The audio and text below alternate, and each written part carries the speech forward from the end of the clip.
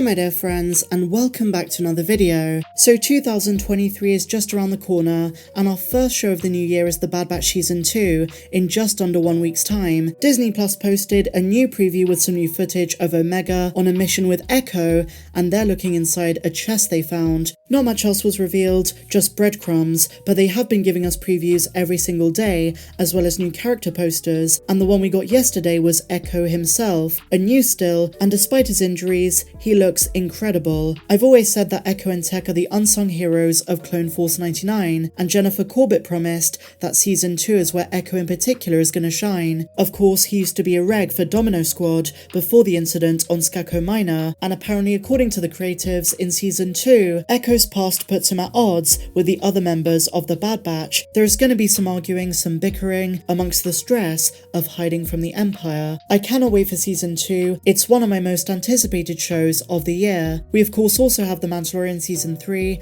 Ahsoka, maybe Skeleton Crew, and Vision Season 2. But today my dear Mandalorians, the focus is going to be on the Andor series, and we're going to have to wait till 2024 before we get the next installment, the second season. But that doesn't mean we don't have some news for it. Today we have some new details thanks to Collider.com, who sat down with Diego Luna, and then later we're also going to talk about the role of Bix. Before we dive into it my dear friends, please be sure to hit that big red subscribe button down below if you've not done so, and also give that bell a good old tickle to be alerted every time that I post a new video. But without much further ado and without any more jibber jabber, let's dive straight into it. So let's begin with one of the biggest questions following Season 1, Andor's alias. We know why he went by Clem on Aldani, that was his father's name, but why did he choose Keef Girgo on Neamos and Narkina 5? The answer is surprising because I would have thought it was random, but it's not, it's deliberate, and apparently we're gonna find out in Season 2. This is what Collider say. During Cassian Andor's time in the Rebellion, in the lead up to Rogue One, he uses a different number of codenames and aliases to get behind enemy lines and run intelligence missions, which makes it no surprise in Andor, the character was already using fake names to obscure his identity and skirt around the law.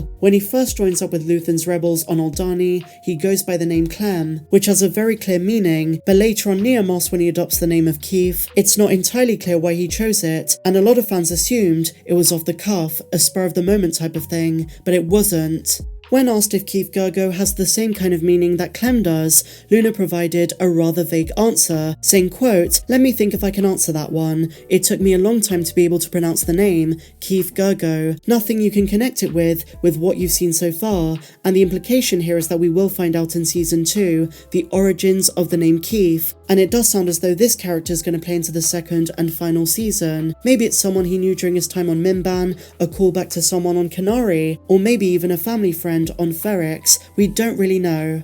As Andor barrels towards the heartbreak of Rogue One, fans expect its titular hero to return alongside the impressive ensemble cast, and while no new characters have been named, it's safe to assume the big characters who survived the first season will be returning: Stellan Skarsgård's Luthen, Genevieve O'Reilly as Mon Mothma, Carl Solar, Denise Goff, etc, etc. Now I do find it interesting that when it comes to the name Keef, they do speculate about Kenari, and speaking of which, Diego Luna was then asked about his sister, and why that plot point was abandoned in the late half of Season 1, and whether we will see that search continue in Season 2. He was also asked if his character knows about Jedi, lightsabers, and so on, so let's get into this. Starting with the question, do you think that Cassian's search for his sister is over? This is what Luna said: "I don't think so. I don't think it's over. I don't think it's ever over." He says, "I don't even think it's over in Rogue One, because I see that as one thing. It's one of those things that kind of follow every decision you make, or never letting go anymore, not again, that kind of thing, and I think that's behind the decision of the last mission, that suicide mission in Rogue One. That's for her, that's for Maarva, that's for his people, for his community. I love the arc that Tony has built, and the arc ends in Rogue One, not in Season 2. I think it's going to be quite amazing to watch Rogue One after you see Season 2. I think you'll see a different film. For sure you'll understand the character from a different perspective, and you'll be with him in a different way, so I don't think we're ever going to get an answer about his sister. It's one of those open-ended things that he never finds out about. In-universe in the timeline, he's gonna die in 4 years' time, so it seems as though he's still gonna be searching for her just before the events of Scarif, and the struggle for his search for identity is gonna stay with him up until that moment, so he never gets resolve, never gets a conclusive answer. Of course, Maarva in episode 7 did tell him to stop searching for his sister, and many Star Wars fans took that moment literally as closure. It was Maarva saying there were no survivors, so maybe she was telling the truth, and Cassian has to get that through his head. He's got to learn to live with it. So if we do take Diego at his word,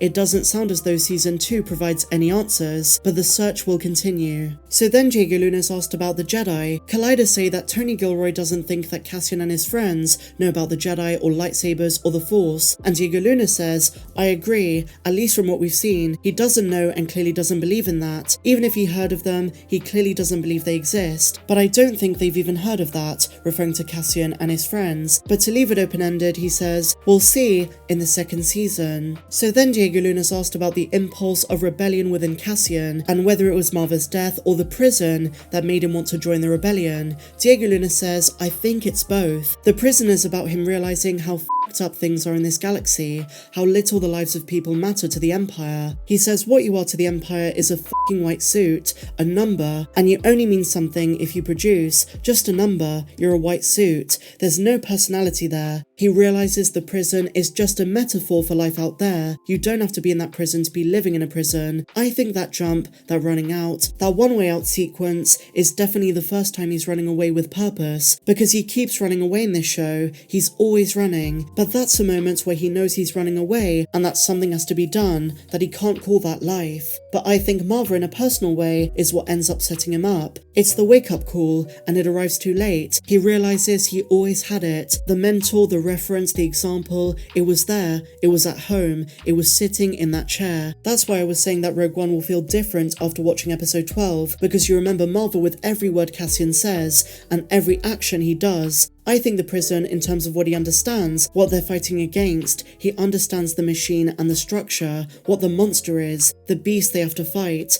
He understands what he's against, but in a professional level, he finds the strength in Maarva's words, in Maarva's example, in Maarva's actions, because after he receives the news in the call, he reflects on his whole life. He goes back to the moment he was picked up by Maarva. The message has always been there.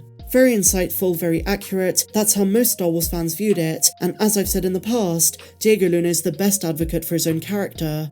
And so finally, my dear Mandalorians, Adria Arjona spoke with Numero Netherlands about her role in the Andor series. This is what they asked her. You're one of the main stars in Disney Plus's Andor. How was it for you to become part of the Star Wars family? And she says, I've been wanting to be part of the Star Wars family for quite some time. And she reveals, Andor was not the first Star Wars project she auditioned for. Very interesting, but this is the one she got the part in. She praises Tony Gilroy and said he changed her life in the span of 5 seconds. She's then asked about any wishes for a story in season 2, the story of Bix Caleen. She says, I do, but I don't know if I'm going to share it. When you're working with such great writers like I get to do on this show, I really have to take a step back and understand that Tony's vision for Bix in season 2 is way greater than what I can have for her. She says, what I love about Bix in the first season is her loyalty. This woman has sort of done everything in her power to be in power, to have her business, and Cassian comes in and knows that she has to help him, even if it's at her own detriment. I've got to say guys, Bix was one of the best characters in season 1. I think Adria was amazing, and we've got to bear in mind there was that rumour